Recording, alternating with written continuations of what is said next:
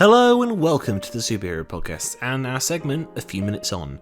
This week we're talking about Ant-Man, the brand new Marvel movie that's coming out for the second movie of 2015.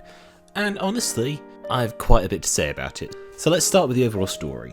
Simply put, it was a high-style, dramatic and funny Marvel script with yet another Stan Lee cameo. They are going to have to address him being in those movies constantly over and over again as different characters sooner or later. And it may be a character who's always watching our heroes. Wink wink, superhero fans, comic book fans, whatever. It was good to see that Edgar Wright and Joe Cornish were still credited for their original script and for their idea of the story. And of course, it was a shame that yes, they left due to creative differences, but I still think Peyton Reed did a cracking job. And the rewrite by himself and Paul Rudd was really top notch. Of course, we'll never see what the original script was like, but hopefully it was just as good as this one.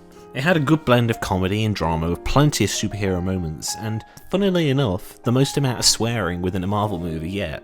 And before anyone comments Daredevil, that doesn't count. Of course, the superhero scenes were the most action-packed moments of the film, including the heist, but of course it was cool seeing the fight between Ant-Man and Falcon. It was cool seeing them interact with each other, seeing how one could counteract the other. It could literally go anywhere. You could literally go right into the bowels of the earth, and it's just a really cool moment. Carrying on from that, we go to the casting. Just as a starting point, it was very cool that they got John Slattery as Howard Stark and Hayley Atwell as Peggy Carter within the film. It's nice to see they're still keeping that little relationship going between the Marvel characters. Cast on the whole was perfect. Paul Rudd really proved everybody wrong that he was only a comedy actor. The drama was really well portrayed within the scenes between him and his comic book daughter Cassie Lang, aka Stature. It's nice to see that he has those acting chops that he can pull off the dramatic scene when necessary, and he can be funny when necessary. And it's a good blend within a Marvel film to have funny, offset by drama, offset by the superhero action. And this was a really good example of that. The gang were great also. Michael Pena, David Dastmalchian and T.I. were all great and had excellent chemistry together. Really, really funny.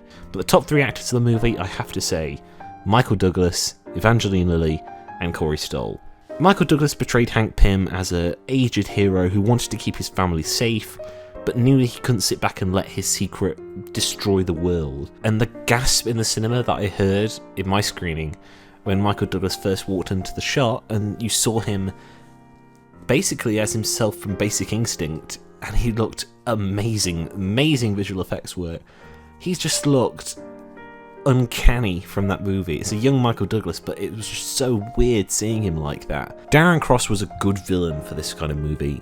It was nice to see that he didn't just solely want to go, oh, I'm going to be the Yellow Jacket and things like that. No, he was going to sell it off. He didn't care.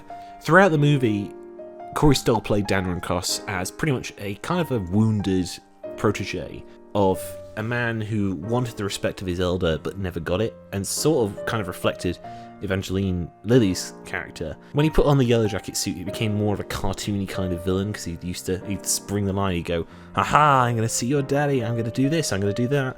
And that kind of got a little bit annoying, but overall throughout the movie he played a confident and powerful villain that actually made you a little worried about the outcome of the story. And finally onto Evangeline Lilly's character, Hope Van Dyne. Really great to see a good female character on the screen yet again. We've got a continuous line of these from Marvel. Hopefully they'll actually give her her own action figure this time. Wink wink to all those people who complain about the Avengers Age of Ultron no Black Widow figure, which I completely agree with. Yeah, she's tough, she's smart, she's snarky, and she's got plenty of know-how, and she's clearly hurt by Hank's kind of rejected morale to not talk about her mother and not talk about what happened to her. And to be honest, I loved that. It's to show that yes, they have got stuff to work out. They are not the perfect father and daughter. And it was nice to see that not everything's so cut and dry in this movie. It's not a copy and paste superhero story, which was good to see that Marvel aren't thinking that they have to resort to the same story over and over again. Of course, it was a little similar to, Iron Man, have the creator wanting to create the suit, never mind. And also, it'll be great to see what they do in the Marvel Phase 3, because there's plenty of room for this story to continue. Eventually, and also seeing the mid-credit scene, no spoilers, it opens the door to more sequels, another film for Ant-Man, possibly, and hopefully to see the return of the Wasp.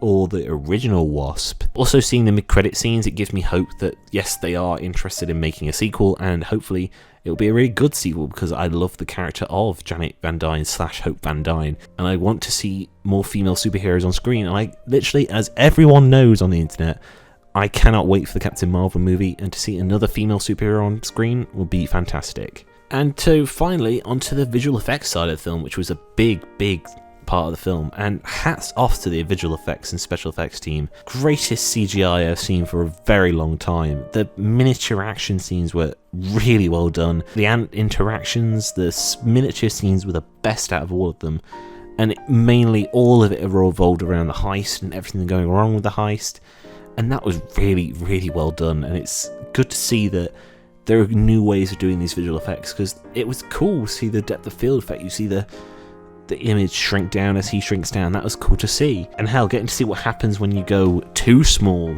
was awesome. We've seen it in the comics before, and if they are planning to go that kind of route, if they're going for the subatomic kind of universe, then hell, that will be amazing.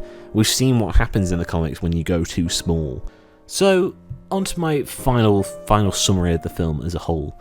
It was a good, strong film, very good as a Marvel film, and a good solo film as a start for this new hero. It's nice to see they haven't ignored everything from Ant-Man's backstory within the comics, that they haven't changed it that much at all.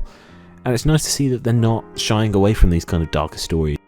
So what would I give it as a score? I would give it a 4 out of 5. Really well done, really fun, and overall on my Marvel movie classification list, it's got to go number 5 out of the 12 of them, because it was fantastic. Really good example of what you can do with a brand new superhero and show that they're not stale and it's not too boring.